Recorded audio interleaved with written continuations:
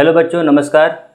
तो हमारा जो टिश्यू सिस्टम जो हम लोग पढ़ रहे हैं उसमें से नेक्स्ट टॉपिक जो हमारा वो है, आज जो हमारा टॉपिक है वो है कनेक्टिव टिश्यू। ठीक है, वो है कनेक्टिव टिश्यू। ठीक है, वो है हमारा कनेक्टिव टिश्यू। अच्छा, अब तक ना हमने एपिथेलियल के बारे में सब कुछ पढ़ लिया है। जितने भी हमारे टॉपिक्स की ज़रूरत है एग्ज़ाम्स और नीट के लिए और एनसीईआरटी में जितनी भी दी हुई है उन सबको हमने कवर कर लिया है। ठीक है, तो कनेक्टिव टिश्यू पढ़ने से पहले मैं एक रिकैप दे देता हूँ। मैं वही लाइन जो मैं बार बार लिखता हूँ, मैं क्यों लिखता हूँ मैं आपको बताता हूँ। देखिए, जो पहला हमने पढ़ा है वो है एपिथेलियम। ठीक है, एपिथेलियम पढ़ा है। अब जो हम पढ़ेंगे वो है कनेक्टिव। ठीक है, वो हम कनेक्टिव पढ़ेंगे। उसके बाद पढ़ेंगे हम लोग मसल। ठीक है, वो मसल, और उसके बाद हमें न्यूरल। ठीक है, इस चैप्टर में, इस बुक में न्यूरल टिश्यू के बारे में बहुत ही कम दिया हुआ है और इसका एक सेपरेट चैप्टर है। ठीक है, न्यूरल कंट्रोल एंड कोऑर्डिनेशन करके ह्यूमन फिजियोलॉजी में, और मसल में भी एक सेपरेट चैप्टर है। बस इन दोनों के बारे में ध्यान, कनेक्टिव टिश्यू के बारे में थोड़ा ज़्यादा दिया हुआ है इस चैप्टर में। तो एनसीईआरटी की किताब क्या किया है कि एपिथेलियल को पहले पढ़ाया है, उसके बाद कनेक्टिव को पढ़ाया है और इन दोनों को बाद में पढ़ाया है। क्यों पढ़ाया है? पहले मसल और न्यूरल को पढ़ा के कनेक्टिव को बाद में पढ़ाता, लेकिन ऐसा नहीं किया है। मैं बताता हूँ क्यों नहीं किया। देखिए, एपिथेलियल का मतलब ही था कि ऐसा टिश्यू जो हमारी या तो पेरिफेरल में बाहर हो या फिर गट्स में हो या फिर किसी वेसल्स में हो, अंदर हो, लेकिन उसके लिए इन्वायरमेंट चाहिए। अगर ये हमारा बॉडी है तो बॉडी का जो स्किन है, आखिर हमारा स्किन भी तो एक एपिथेलियल ही है। स्किन भी तो एक एपिथेलियल है। स्किन क्या हमारे बॉडी के बाहर की तरफ नहीं है, उसके बाहर चाहिए ना। अच्छा, बाहर से अंदर इस लाइन के इस तरफ ही हमारे पेरिटोनियम में भी एपिथेलियम है। इस तरफ देखने के लिए, देखिए इस तरफ देखने के लिए अंदर की तरफ भी एपिथेलियम ही है।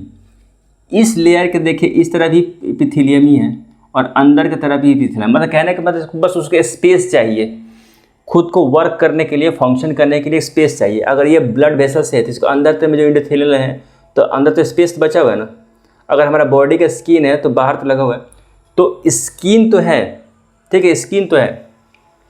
उसके बाद इसको समझने के बाद तो अब हम क्यों, जैसा हमें आपको बताया कि हमारा शरीर का कोई भी पार्ट लीजिए, उसमें ये चारों तरह का टिश्यू होंगे ही। तो चलिए हम एग्जांपल के लिए अपने हाथ लेते हैं। देखिए, ये हाथ यहाँ से काट लेते हैं। ये हाथ यहाँ से हम काट लिए और हमने बनाया अपना हाथ। ये हमने बनाया अपना हाथ। ये अंगूठा हो गया।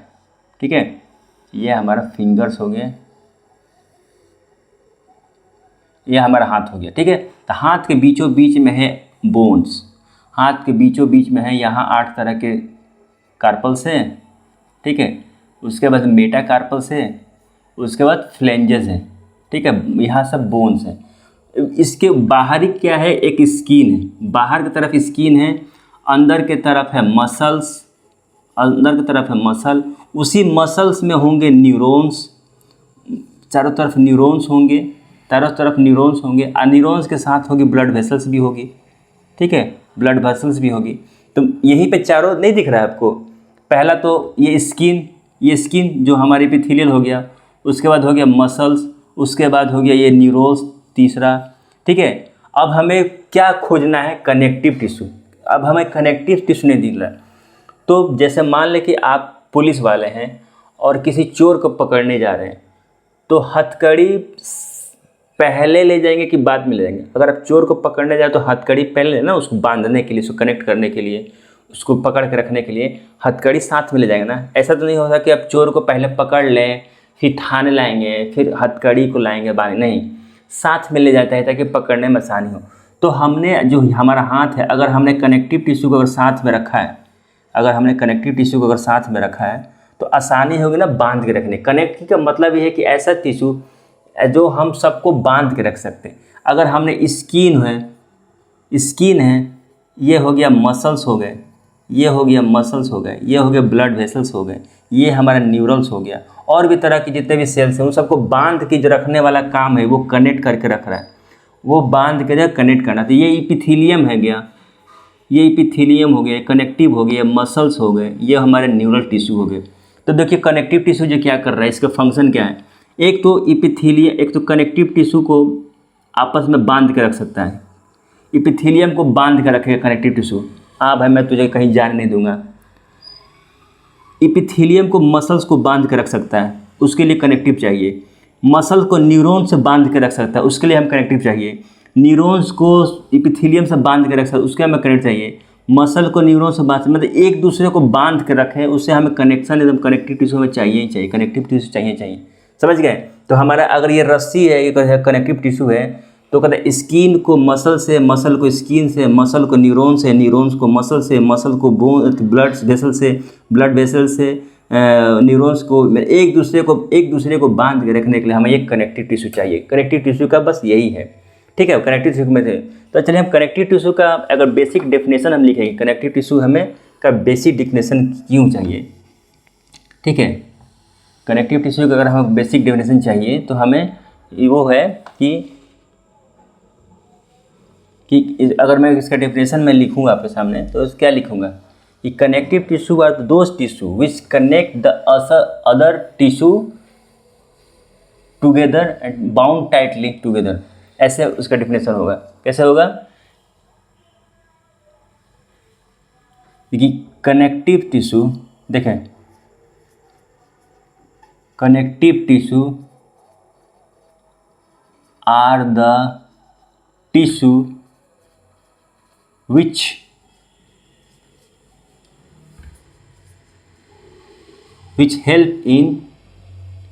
help to connect the other tissue, ठीक है। ये इसका डिफिनेशन हो गया। ये हमारे डिफिनेशन है कनेक्टिव टिश्यू। जैसे मान लें कि हमारे पास दो बांस है हमारे पास, इन सबको रस्सी से हमें बांध के रखना है। तो ये जो रस्सी जैसा है यही हमारा कनेक्टिव टिश्यू है, ठीक है। और ये सब है बाकी टिश्यू है। इसमें आपको मसल्स हो सकते हैं, इपिथेलियल्स हो सकते हैं, न्यूरल हो सकते हैं, और भी तरह के सेल्स मसल्स हो सकते हैं, कुछ भी हो सकते हैं, ठीक है। ये तो हमारा कनेक्टिव टिश्यू का बस यही है। अब जैसे कि मैंने आपको इपिथेलियम में बनाया है कि टिश्यू की कोई किसी भी प्रकार हो, हमें तीन चीज़ देखनी होती है। टिश्यू कितने भी प्रकार के हो, चाहे वो इपिथेलियल हो, इपिथेलियल हो, कनेक्टिव हो, मसल हो या न्यूरल हो, हमें बस वो तीन चीज़ देखनी होती है कि वो तीन चीज़ उसमें है या नहीं। जैसे मैं आपको एक रिकैप दे दूँ इपिथेलियम के बारे में, कि जैसे इपिथेलियम को देखना था तो हमें बस तीन चीज़ देखनी है, ठीक है। कि उसमें सेल्स कितने तरह के हैं, उसमें फाइबर है कि नहीं, ठीक है, और उसमें मैट्रिक्स है या नहीं, अगर मैं इपिथेलियल सेल्स की बात करूं तो उसमें सेल तो था, फाइबर नहीं था, अब मैट्रिक्स बहुत ही कम था। इसमें इपिथेलियल में फाइबर नहीं थे, लेकिन एक बेसमेंट मेम्ब्रेन था, जो नॉन सेलुलर था। एक बेसमेंट मेम्ब्रेन था, इसी पे तीनों तरह के सेल होते थे, क्यूबॉइडल, कोलुमनर और फ्लैट सेल्स या स्क्वेमस सेल। ये तीन तरह के होते थे, फाइबर नहीं थे। इपिथेलियल में सेल्स होते हैं, फाइबर नहीं होते हैं, मैट्रिक्स होते हैं लेकिन बहुत कम होते हैं। अब इसी आधार पे यह है इपिथेलियल का। अब इसी तरह हमें देखना है कनेक्टिव टिश्यू का। कनेक्टिव टिश्यू को देखना है कि इसमें सेल है कि नहीं। तो बोले कि हाँ सेल तो है, इसमें फाइबर भी है और इसमें मैट्रिक्स भी है।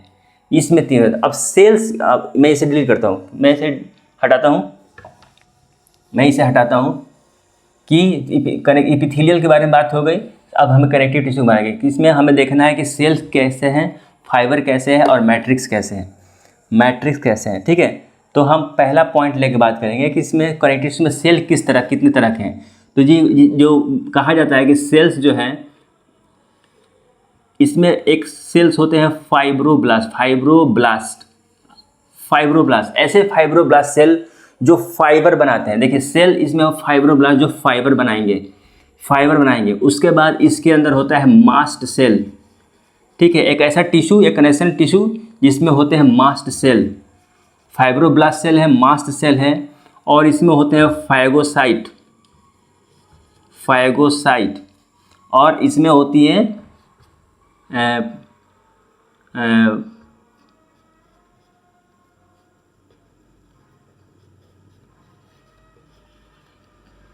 Plasmolyse cell, plasmolyse cell, sorry plasma cell, plasma cell, plasma cell, ये 4 तरह की सेल इसमें होती हैं, 4 तरह की सेल इसमें होती हैं।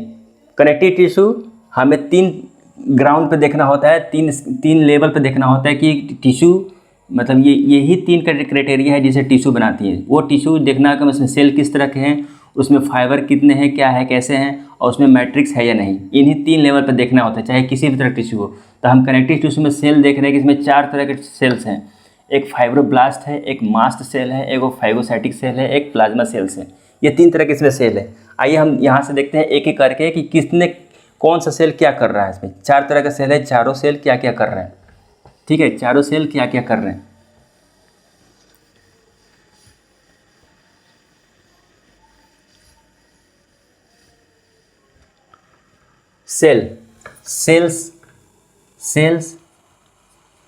Cells of connective tissue. पहला सेल्स क्या था, फाइब्रोब्लास्ट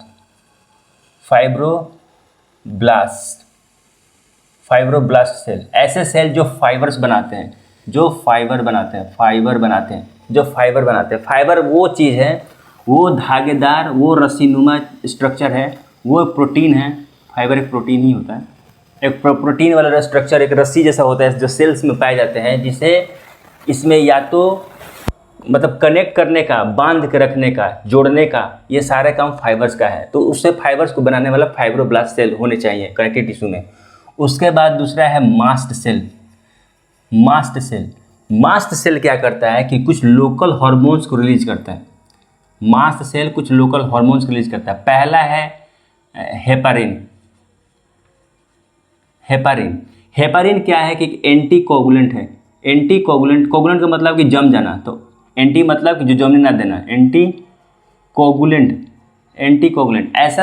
ऐसा हेपारिन, ऐसा हार्मोन क्या करता है, मास्ट सेल एक लोकल हार्मोन्स रिलीज करता है, लोकल हार्मोन्स रिलीज करता है। पहला हार्मोन क्या है कि हेपारिन है, वो एंटी कोगुलेंट है। कहीं भी सेल्स में चोट लग जाए, कट जाए, छिल जाए, तो हेपारिन क्या करता है कि पहले तो खून को जमने नहीं देगा, एंटी कोगुलेंट जमने नहीं देगा। अगर जम भी जाए, कोई क्लॉट हो जाए, कोई क्लॉट बन भी जाए, तो इसे डाइल्यूट कर देगा, डाइल्यूट कर देगा, इसे डिल्यूज कर देगा। उस क्लॉटिंग को, उस थक्के को, खून की जो थक्का है उसे मिटा देगा, जला देगा, हटा देगा, ठीक है। उसे वापस प्लाज्मा सेल में तोड़ ताड़ के उसको हटा देगा। तो हेपारिन का ये काम है। दूसरा हार्मोन है सेरोटोनिन है।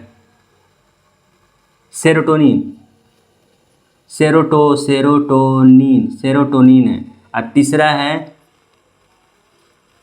हेपारिन, सेरोटोनिन और हिस्टामिन। देखिए इन दोनों में क्या है, हेपारिन मास्ट सेल से निकलता है कनेक्टिव टिश्यू का। सेरोटोनिन का 2 फंक्शन, ऐसे तो बहुत सारे फंक्शन हैं, लेकिन मैं बता देता हूँ। एक तो ये न्यूरोट्रांसमीटर है। देखिए इन दो हार्मोन्स के बहुत सारे फंक्शन हैं, लेकिन अभी जो जितने ज़रूरत है मैं आगे चैप्टर में बताऊंगा। अभी जितने ज़रूरत, मान लीजिए अगर ये हार्मोन्स अगर न्यूरॉन से निकलता है, न्यूरोसेल से निकलता है, तो वो न्यूरोट्रांसमीटर की तरह काम करेगा। अगर ये सेरोटोनिन ये प्लाज्मा सेल से निकलता है, तो ये है वैसोकंस्ट्रिक्टर,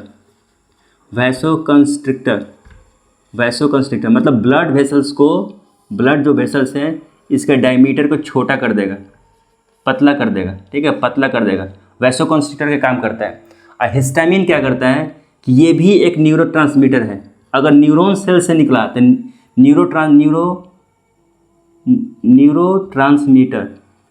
न्यूरोट्रांसमीटर है। अगर मास्ट सेल से निकला तो ये वैसोडायलेटर है, ऐसे बहुत सारे इसका फंक्शन है, लेकिन फिलहाल इतना ही जाने का वैसोडायलेटर है। मतलब अगर ब्लड वेसल अगर पतला है इसका डायमीटर, तो वो बड़ा कर देगा। यानी कि ये दोनों एक दूसरे के एंटागोनिस्टिक वर्क करते हैं, ठीक है, एंटागोनिस्टिक वर्क करते हैं।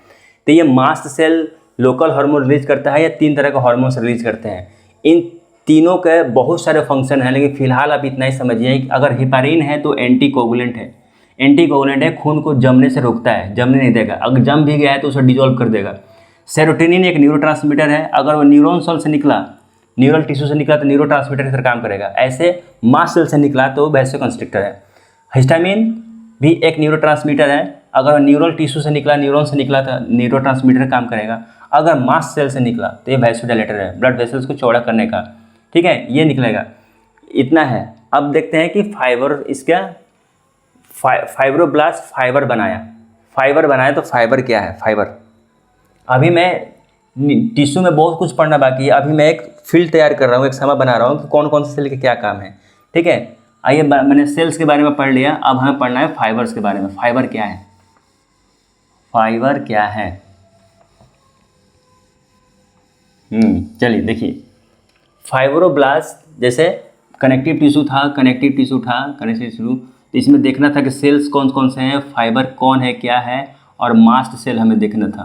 तो हमने सेल्स के बारे में पढ़ लिया, अब हम फाइबर के बारे में पढ़ेंगे। तो फाइब्रोब्लास्ट, इसमें फाइब्रो जो ब्लास्ट था, इसमें जो फाइब्रोब्लास्ट था वो फाइबर बना था, इसको बनाता था। तो इसने क्या किया, इसने फाइबर तो बनाए हैं, फाइबर बना लिए। तो फाइबर जो है कनेक्टिव टिश्यू में वो दो तरह के होते हैं। फाइबर जो हो वो दो तरह के होते हैं, ठीक है। एक कोलाजन,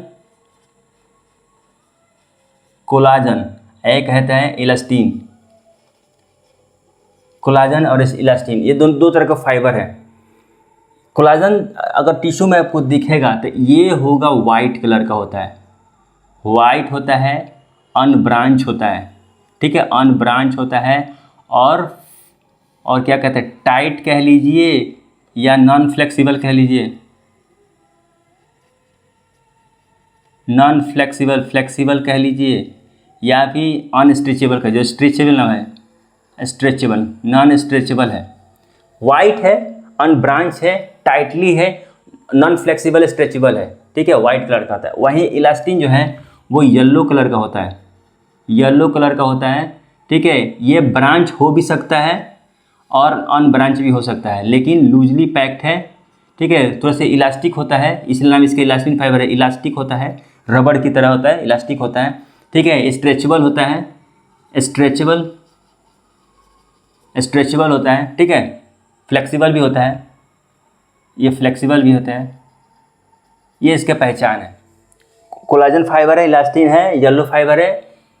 फाइबर के आधार पे फिर कनेक्टिव टिश्यू का अलग डिवीज़न है, लेकिन अभी फ़िलहाल हमें इतना जानना है कि फाइबर, जो फाइब्रोब्लास्ट सेल है, जो सेल में जो फाइब्रोब्लास्ट है वो फाइबर बनाता है। वो फाइबर दो तरह के होते हैं, कोलाजन और इलास्टिन। कोलाजन जो वाइट होता है, अनब्रांच होता है, टाइट होता है, नॉन फ्लेक्सिबल होता है और नॉन स्ट्रेचेबल होता है। वहीं इलास्टिन जो है इससे थोड़ा उल्टा है, वो येलो कलर का होता है, वो ब्रांच हो भी सकता है, अनब्रांच भी है, लूजली होता है, इलास्टिक होता है रबड़ की तरह। ये इलास्टिक नहीं है ये, लेकिन ये होता है, यानी स्ट्रेचेबल है और फ्लेक्सिबल भी है, ठीक है। अब हमें देखना है ग्राउंड टिश्यू। अब हमें देखना है, ये मास्ट सेल लिखा है मैंने, ग्राउंड टिश्यू लिखा था, मैट्रिक्स लिखना था, मैट्रिक्स लिखना था। अब देखिए मैट्रिक्स कैसे होता है।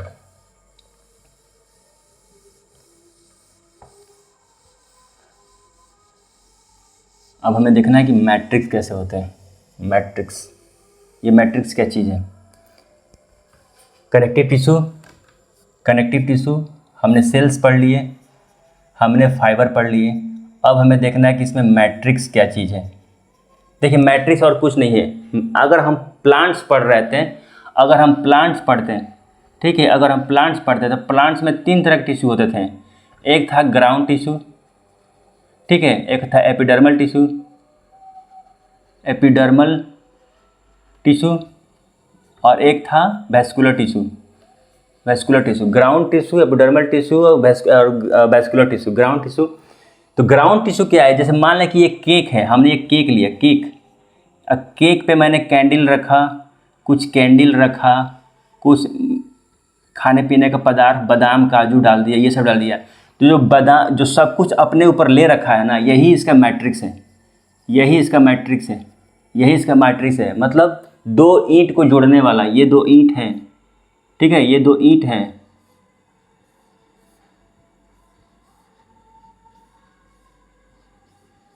जो दीवार बना है, जो ईंट का बना है, इसमें जो भरेंगे मसाला हम लोग, ये क्या है, ये सब ग्राउंड टिश्यू है। ये सब ग्राउंड टिश्यू, वो ज़मीनी टिश्यू है जिसपे सब कुछ बंधा रहेगा एक दूसरे से, ठीक है। यही वो ग्राउंड टिश्यू है जो ईंट बनाते हैं। तो वही हमें मैट्रिक्स देखता है। अगर दो, जैसे मैंने एपिथेलियम सेल्स के बारे में बताया था कि दो सेल्स है, दो सेल्स को आपस में जोड़ के रखने के लिए जो हमें मटेरियल जो चाहिए, जो टिश्यू, जो सब्सटेंस चाहिए, वही ग्राउंड, वही मैट्रिक्स है इसका। एपिथेलियल में जो मैट्रिक्स थे वो बहुत कम होते थे, लेकिन कनेक्टिव टिश्यू में है वो है बहुत ज़्यादा।